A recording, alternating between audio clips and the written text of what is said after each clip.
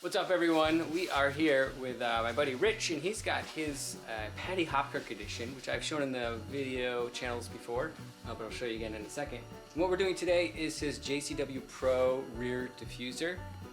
Here's a quick look at it. We're not gonna do the full install video with step-by-step instructions, because if you want to see that, go check out Ethan's video on car creations. I'll leave a link to it. They did a great job of showing all the steps. We're just gonna kind of time-lapse the process of us changing his rear diffuser to this JCW one. So we're about halfway through now, but yeah, I just wanted to give you a quick intro. There's that. There's Rich. Hey guys. And yeah, so we're gonna keep going along with this. So we'll show you some of the steps along the way. But again, go check out Ethan's video for the full install video with all those detailed steps.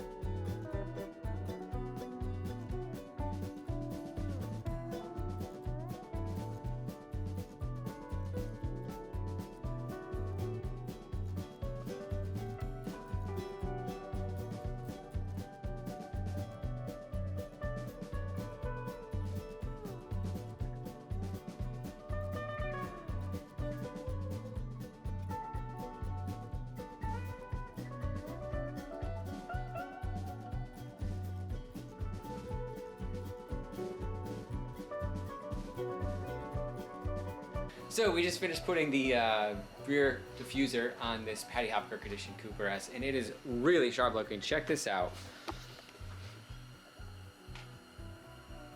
Definitely adds a really sporty look to the car. So yeah, we're gonna go get some pictures of it, test it out, see how it does on the track, how many horsepower it adds. If you have any questions or comments, leave them down below. As always, when you see other minis out there, don't forget to wave.